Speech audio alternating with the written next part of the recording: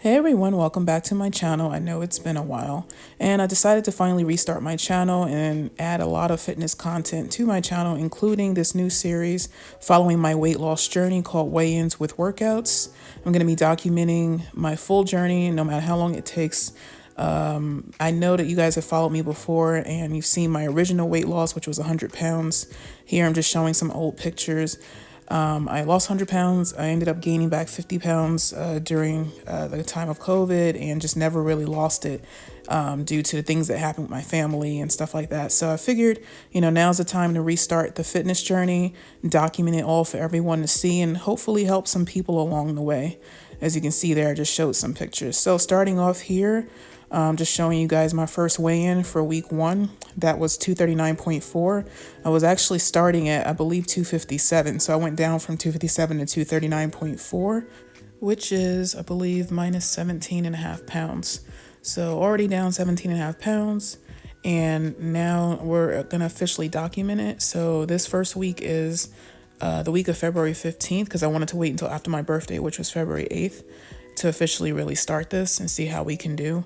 And my goal is to see where we can wind up through October, I believe the first week of October, because my goal is to, be as lean and fit as I can for the Olympia Expo, which is like the Bodybuilding World Series Expo, where you go and enjoy all the different fitness companies that come in. And you get to meet bodybuilders that you've been following, etc. Take pictures, and I want to take better pictures. So that's my short-term goal, I suppose.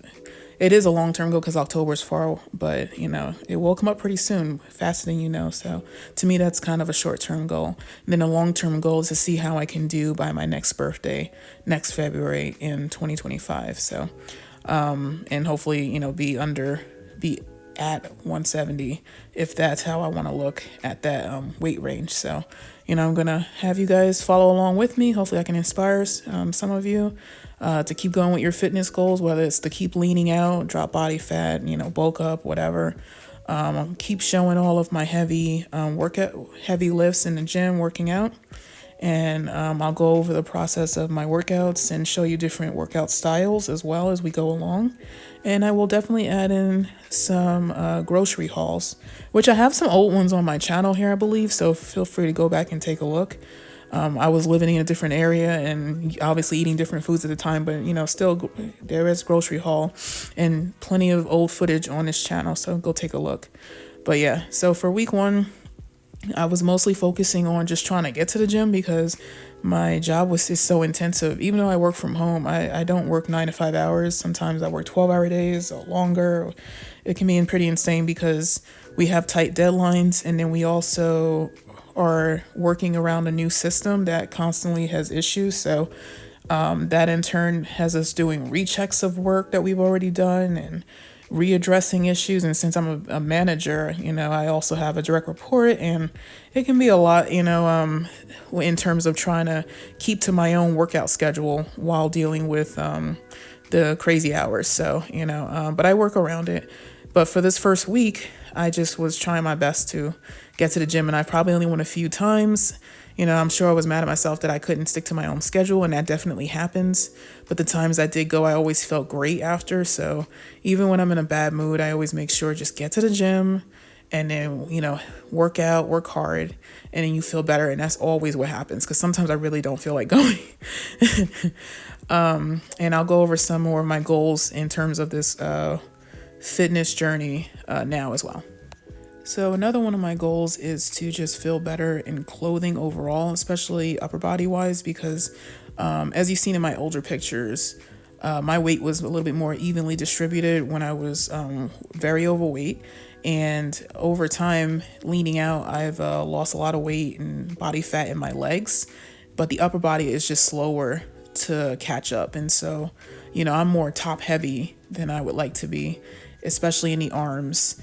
Because the arms for me is like the most uncomfortable part, because I have long arms. So trying to fit certain hoodies or shirts or anything has been difficult because it can be mostly tight, even if it's loose, in the body part, but it's always tight in the arms. So it's always interesting trying to find something to wear, even to the gym, which is why I wear hoodies a lot, because it's just easier for the most part. But that's definitely one thing that I'm looking forward to is for my upper body to drop body fat over time, however long it takes, because for females, it definitely takes longer to lose body fat in your back, your arms, your stomach, as a lot of women know. So, that's definitely one of my goals, is to feel better in clothing. My legs are as lean as they're probably gonna get, but I'm sure they'll get a little bit leaner. I'm gonna work on holding on to the muscle I have in my legs, because I did pretty well there. But and then we're also gonna see how much strength I can keep as I lean out, because as I've said, my goal is to get under 200, and as you saw right now, I'm at basically 240 right now, pushing as much strength as I normally have. And I know I can't even overhead press more than probably 125 anymore. So I'm curious to see how my strength works and if it decreases any as we go along. But my goal is to keep my strength the same over time. And that's why I lift heavy, because the more you consistently lift heavy, the less likely you are to lose it. And the last goal to go along with this fitness journey is basically just to become a better version of myself, so that I am comfortable enough to go back to personal training clients. I mean, I am now, but I would like to look like, your typical personal trainer should be, which is a very fit version of yourself, or as fit as you can be. That's how I want to look personally. And until I get back to where I started when I was a personal trainer, when I first started, I think I'm going to wait and hold off on being a personal trainer and just focus on my own fitness goals for now. Because I know how it is once I start. I'll have my full-time job, which I already said is not really 9 to 5. It's supposed to be getting back to the 9 to 5 aspect again, slowly over time. And it's getting better now that our systems are finally functioning the way they're supposed to. But if I start adding in, obviously, personal training, so it could be too much all at once. I'm going to focus on this fitness journey first, and then get back into personal training. So as you see here in week 2, which is the week of February 23rd, I'm now down to 238.2, which is about 1.7 pounds down. Total 19 and a half or 19.3 pounds down. So that's pretty good, considering that I said, for the first week into the second week, probably did very little cardio. It was mostly focused on just better food choices, which my food choices are always usually clean. So just, watching and weighing my food, using my MyFitnessPal app, and knowing calories and macros for myself. So I was just watching that. And of course, my cardio was mostly walking the dog and probably doing some upright bike when I actually had the time left to get in during the day. So not much cardio like I normally would do. So I'm really happy with the 1.7. And for my workouts, I mostly did here, as you can see, I believe back and triceps together. This is a decline tricep press for those who don't normally follow my social media. I love heavy tricep pressing if I can with a decline bench, because you can't use your feet to help you push through the press. So this is actually your, actual strength since you're upside down. This is actually 135 pounds for reps, which is pretty good. I want to see how much of my decline press strength I can keep as I, keep leaning out and getting lighter on a scale over time, because this is a really fun lift for me, and I want to keep being able to lift heavy with it as well. So next up here, as you can see, is a lying T-bar row using the Atlantis machine, which I love. This thing is fantastic. It's the first gym I've seen. I haven't even seen this one in bodybuilding gyms. And this gym is an Anytime Fitness chain. So, whoever owns this particular Anytime Fitness must be probably within the fitness industry, bodybuilding maybe, because as you see here, he even has the standing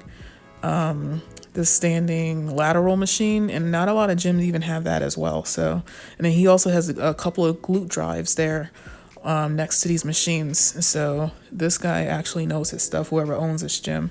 But back to the workouts. So as you saw there, I was on the seated chest supported row machine, hitting the wide grip handles for, I believe I did 3 sets during that time of 12 to 15 reps, and then drop immediately to one arm each side of the narrow grip handles, and did a couple of sets there for 12 to 15 reps as well. So to really hit all areas of the back.